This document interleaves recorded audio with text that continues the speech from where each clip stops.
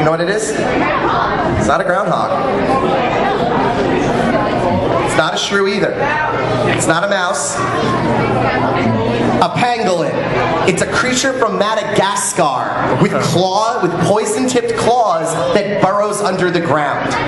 Type pangolin into a search engine and you will see a sand shrew. So yes, you can go out and catch one. This is a real creature. Dinosaurs, because nothing quite excites the mind like a dinosaur. The Archaeopteryx, the one that flew. You have the idea of the trilobite, the ceratopsian, the tyrannosaurus, the pachycephalosaurus, and then we have the relicanth. Does anyone know what that's based on? The coelacanth. It's a fish that lived 100 million years ago that was supposedly extinct until some fishermen off the coast of South Africa pulled it out of the water. And it has remained completely unchanged for 100 million years. So again, now you can have two Pokemon. You can go to Madagascar and get a pangolin, and while you're at it, detour over to South Africa and get a relicanth. So now you can have two Pokemon. There are three fashion trend Pokemon. 4 if you count the Super Sentai Pokemon. But if you think about it, Japan likes fashion. They have a long-standing history of dressing up and enjoying dressing up. So we have a punk and we have a lolicon. All the more fitting that Unova is technically supposed to be America, where they stole these ideas from in the first place. There's another one. I used her a little bit later.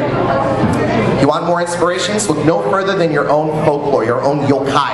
Yokai are Japanese monsters. They're creepy little critters that hide in the cracks, live under your house, live in the trees, live far off in the forest. And when mankind comes to encounter them, well, sometimes prickly things happen. Japan's been having fun with these things for hundreds, if not thousands of years. They would write books about them. They would invent crazy ones. You see that one over there with the eyeball in its butt? That's the Shirime. Its name literally means eyeball butt. I am waiting for the Pokemon to appear that has that ability. But this idea where they would create these monsters and they'd sell these books and kids would read them and they'd talk about them, eventually they would create playing cards. On the front is a monster. On the back is where to find it, what it looks like, its habitat, what it does, any kind of special powers it has, and then what kids would do is they'd shuffle up the cards and start fighting with them. Take this old idea of gathering monsters, put it on a Nintendo DS or a Game Boy, and you have a modern yokai encyclopedia. So it makes sense that they borrow from the original lore. Kitsune, probably one of the most well-known and well-recognized of the monsters to come out of Japan. Anyone who's ever seen Naruto has seen a kitsune. Fox monsters, fox spirits. They start off looking kind of cute, kind of innocuous, but then they start growing multiple tails. You get to 2 or 3 tails and they can shapeshift. They can take the form of a woman or a man or an object, and then they lure you out of your village, hunt you down, and God forbid you're in Korea, they eat your brains. They get to 9 tails and they breathe fire.